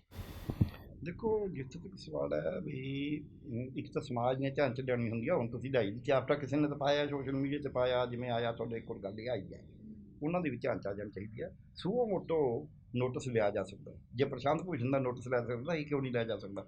ਇਹ ਨੋਟਿਸ ਲਿਆ ਜਾ ਸਕਦਾ। ਇਹਨਾਂ ਨੂੰ ਨੋਟਿਸ ਲੈ ਕੇ ਉਹਨਾਂ ਨੂੰ ਨੋਟਿਸ ਜਾਰੀ ਕਰਨਾ ਚਾਹੀਦਾ ਵੀ ਤੁਸੀਂ ਇਹ ਮਰਡਰ ਦੇ ਜ਼ਿੰਮੇਵਾਰ ਹੋ। ਈਵਨ ਕਤਲ ਕਿਹਾ ਜਾ ਸਕਦਾ ਹੈ। ਇੱਥੇ ਨਹੀਂ ਕੋਈ, ਜਿਹੜੀ ਕ੍ਰਿਮੀਨਲ ਪ੍ਰੋਸੀਜਰ ਕੋਡ ਹੈ ਹਿੰਦੁਸਤਾਨ ਦੀ 1973 ਕ੍ਰਿਮੀਨਲ ਪ੍ਰੋਸੀਜਰ ਕੋਡ ਦੇ ਵਿੱਚ ਸੈਕਸ਼ਨ 125 ਹੈ ਜਿਹੜੀ, ਉਹ ਇਹ ਕਹਿੰਦੀ ਹੈ ਕ੍ਰਾਈਮ ਹੈ ਨਾ ਸਾਹਮਣਾ, ਇਹ ਜ਼ੁਲਮ ਹੈ, ਉਹ 'ਚ ਦਰਜ ਹੈ 125 ਸੈਕਸ਼ਨ 'ਚ, ਉਹਦੇ ਅੰਡਰ ਐਕਸ਼ਨ ਲਿਆ ਜਾ ਸਕਦਾ। ਕੇਸ ਰਜਿਸਟਰ ਕਰਿਆ ਜਾ ਸਕਦਾ ਹੈ, ਪਰ ਕਰੂ ਕੌਣ? ਬਿੱਡੀ ਦੇ ਗੱਲ ਟੱਡੀ ਕੌਣ ਬੰਦੇ? ਉਹੀ ਤਾਂ ਪ੍ਰਸ਼ਾਸਨਿਕ ਅਧਿਕਾਰੀ ਨੇ, ਉਹੀ ਸਿਆਸਤਦਾਨ ਨੇ। ਕਰਤਾ ਹੋਵੇ ਕਿਸੇ ਪਾਰਟੀ ਨੇ, ਉਹ ਇੱਕ ਪਾਰਟੀ ਦੀ ਗੱਲ ਨਹੀਂ, ਜਿਹੜੀ ਮਰਜ਼ੀ, ਜਿਵੇਂ ਤੁਸੀਂ ਕਿਹਾ ਹੀ ਹੈ, ਕੋਈ ਵੀ ਪਾਰਟੀ ਹੋਵੇ, ਜਦ ਕਾਬੇ ਚੋਂ ਕੁਫਰ ਨਿਕਲਣ ਲੱਗ ਜੇ, ਮੈਂ ਇਹ ਕਹਿਣਾ, ਤੇ ਉਦੋਂ ਫਿਰ ਬਚਿਆ ਨਹੀਂ ਜਾ ਸਕਦਾ। ਸੇ ਕਾਬੇ ਚੋਂ ਕੁਫਰ ਨਿਕਲਣ ਦੇ ਬਰਾਬਰ ਹੈ। ਜਿਹੋ ਜਿਹੀ ਤੁਸੀਂ ਹਾਲਤ ਦੱਸੀ ਹੈ, ਜਿਹੋ ਜਿਹੀ ਆਪਾਂ ਦੀਵਾਨ ਸਾਹਿਬ ਵਾਲੀ ਗੱਲ ਕਰੀ ਹੈ, ਜਾਂ ਜਿਹੜੀ ਮੈਂ ਚੀਫ ਇੰਜੀਨੀਅਰ ਦੀ ਗੱਲ ਕਰੀ ਹੈ, ਇਹ ਤਾਂ ਕਾਬੇ ਚੋਂ ਕੁਫਰ ਹੈ। ਜਿਹੜਾ ਗਰੀਬ ਗਰੂਬ ਹੋਵੇ ਉਹਦੇ ਤੇ ਚਲੋ ਕਈ ਵਾਰੀ ਸੋਚਦਾ ਬੰਦਾ, ਇਹ ਤਾਂ ਕਾਬੇ ਚੋਂ ਕੁਫਰ ਨਿਕਲੇ। ਸੋ ਇਹ ਕਾਬੇ ਚੋਂ ਕੁਫਰ ਨਿਕਲਣਾ ਬੰਦ ਸਮਾਜ ਕਰੇਗਾ, ਇਹ ਸਰਕਾਰਾਂ ਨਹੀਂ ਕਰੇਗਾ। ਉਂਝ ਇਹ ਤੇ ਕ੍ਰਿਮੀਨਲ ਕੇਸ ਰਜਿਸਟਰ ਕਰਨ ਦੀ ਵਿਵਸਥਾ ਹਿੰਦੁਸਤਾਨ ਦੇ ਕਾਨੂੰਨ 'ਚ, ਇਹ 2007 ਦੇ ਕਾਨੂੰਨ ਤੋਂ ਪਹਿਲਾਂ ਹੀ ਇਹ ਵਿਵਸਥਾ ਹੈਗੀ ਹੈ, ਕਿਉਂਕਿ 2007 ਦਾ ਤਾਂ ਕਾਨੂੰਨ ਸਾਹਮਣੇ ਦਾ ਹੁਣ ਬਣਿਆ। ਸੋ ਵਿਵਸਥਾ ਦੇ ਤਹਿਤ 125 ਸੈਕਸ਼ਨ ਦੇ ਤਹਿਤ ਇਹਦੇ 'ਚ ਕੇਸ ਰਜਿਸਟਰ ਕਰਨਾ ਚਾਹੀਦਾ। ਤੁਸੀਂ ਡਾਕਟਰ ਗਰਗ ਜੀ ਪਹਿਲਾਂ ਹੀ ਕਹਿ ਚੁੱਕੇ ਹੋ ਕਿ ਅਦਾਲਤਾਂ ਵਿੱਚ ਤਾਂ ਬੰਦੇ ਬਿਰਖ ਹੋ ਜਾਂਦੇ ਨੇ, ਨਿਆਂ ਦੀ ਉਡੀਕ ਕਰਦੇ ਆ, ਤੇ ਬਜ਼ੁਰਗਾਂ ਦੀ ਸੰਭਾਲ ਸੰਬੰਧੀ ਐਕਟ ਹੈ, ਜਾਇਦਾਦ ਔਰਤਾਂ ਨੂੰ ਦੇਣ ਸੰਬੰਧੀ, ਉਹਨਾਂ ਦੀ ਬਰਾਬਰ ਦੀ ਹਿੱਸੇਦਾਰੀ ਸੰਬੰਧੀ ਐਕਟ ਹੈ, ਪਰ ਇਕੱਲੇ ਐਕਟ ਕੀ ਕੰਮ ਕਰਨਗੇ? ਕੀ ਅਸੀਂ ਮਨੁੱਖ ਦੀ ਹੈਸੀਅਤ ਵਿੱਚ ਅਸੀਂ ਹਾਰ ਗਏ ਹਾਂ? ਗਰੀਬੀ ਬੇਰੁਜ਼ਗਾਰੀ ਤੋਂ ਅਗਲੇ ਕੋਹਜ ਨੇ ਇਹ ਸਾਡੇ ਸਮਾਜ ਦੇ, ਜੋ ਸਾਨੂੰ ਇਹ ਇੱਕ ਤਸਵੀਰ ਨਜ਼ਰ ਆਈ ਹੈ, ਇਹਨੂੰ ਇੱਕ ਟ੍ਰੇਲਰ ਕਹਿ ਸਕਦੇ ਹਾਂ। ਭਵਿੱਖ 'ਚ ਇਹ ਸਾਨੂੰ ਖਪਤਵਾਦ, ਇਹ ਕਾਰਪੋਰੇਟ ਕਲਚਰ, ਇਹ ਵਿਅਕਤੀਗਤ ਵਿਕਾਸ, ਵਿਅਕਤੀਗਤ ਜ਼ਰੂਰਤਾਂ, ਇਹ ਸਾਨੂੰ ਕਿਹੜੇ ਪਾਸੇ ਲਿਜਾ ਰਹੀਆਂ ਨੇ? ਇਹ ਸਿਰਫ ਇੱਕ ਸ਼ੁਰੂਆਤ ਨਹੀਂ, ਹੋਰ ਵੀ ਬਥੇਰੇ ਬਜ਼ੁਰਗ ਰੁਲੇ ਨੇ, ਇਹ ਸੋਸ਼ਲ ਮੀਡੀਆ ਕਰਕੇ ਸਾਡੇ ਸਾਹਮਣੇ ਆ ਗਿਆ। ਅਤੇ ਅਸੀਂ ਸਮਾਜ ਦੀ ਹੈਸੀਅਤ ਵਿੱਚ, ਜਾਂ ਸਾਡੇ ਧਰਮ ਸਾਨੂੰ ਕੀ ਸਿੱਖਿਆ ਦਿੰਦੇ ਸੀ, ਅਤੇ ਸਾਡਾ ਵਿੱਦਿਅਕ ਢਾਂਚਾ ਜਾਂ ਸਾਰਾ ਕੁਝ, ਸਾਰਾ ਹੀ ਸਿਸਟਮ ਇੱਕ ਸਮਾਜ ਦੀ ਹੈਸੀਅਤ ਵਿੱਚ ਕੀ ਅਸੀਂ ਹਾਰ ਰਹੇ ਹਾਂ? ਅਤੇ ਇਹਦੇ ਬਾਰੇ ਸਾਨੂੰ ਸਾਰਿਆਂ ਨੂੰ ਰਲ ਕੇ ਸੋਚਣ ਦੀ ਲੋੜ ਹੈ, ਅਤੇ ਰਲ ਕੇ ਹੰਭਲਾ ਮਾਰਨ ਦੀ ਲੋੜ ਹੈ। ਮਨੁੱਖ ਨੂੰ ਮਨੁੱਖ ਸਮਝੇ ਜਾਣ ਦੀ ਲੋੜ ਹੈ। ਅਤੇ ਡਾਕਟਰ ਗਰਗ ਜੀ, ਤੁਸੀਂ ਸਾਨੂੰ ਬਹੁਤ ਟਾਈਮ ਦਿੱਤਾ ਆਪਣਾ ਕੀਮਤੀ, ਇਹਦੇ ਲਈ ਬਹੁਤ ਬਹੁਤ ਸ਼ੁਕਰੀਆ ਜੀ, ਬਹੁਤ ਮਿਹਰਬਾਨੀ। ਬਹੁਤ ਬਹੁਤ ਸ਼ੁਕਰੀਆ। ਸਤਿ ਸ਼੍ਰੀ ਅਕਾਲ। ਤੁਸੀਂ ਟੀਵੀ ਪੰਜਾਬ ਦੇਖਦੇ ਰਹੋ ਅਤੇ ਸਾਡੀਆਂ ਵੀਡੀਓਜ਼ ਸਾਂਝੀਆਂ ਕਰਦੇ ਰਹੋ, ਬਹੁਤ ਮਿਹਰਬਾਨੀ। ਅਤੇ ਅਸੀਂ ਅੱਗੇ ਤੋਂ ਇਸੇ ਤਰ੍ਹਾਂ ਹੀ ਹੋਰ ਚੰਗੀਆਂ ਵੀਡੀਓਜ਼ ਲੈ ਕੇ, ਜਾਂ ਸਮਾਜ ਦੀ ਬਿਹਤਰੀ ਲਈ ਜਿੰਨਾ ਕੁ ਅਸੀਂ ਕੰਮ ਕਰ ਸਕਦੇ ਹਾਂ ਵਿੱਤ ਮੁਤਾਬਕ, ਅਸੀਂ ਕਰਦੇ ਰਹਾਂਗੇ। ਸ਼ੁਕਰੀਆ। ਸਤਿ ਸ਼੍ਰੀ ਅਕਾਲ ਜੀ, ਮੈਂ ਨਿਰਮਲ ਮਾਨ, ਪੂਰਾ ਟੈਕਸ ਸੈਟਲਮੈਂਟ ਤੋਂ। ਇਹ ਤੁਸੀਂ ਵੀਡੀਓ ਦੇਖ ਰਹੇ ਸੀ ਟੀਵੀ ਪੰਜਾਬ ਦੇ ਉੱਤੇ।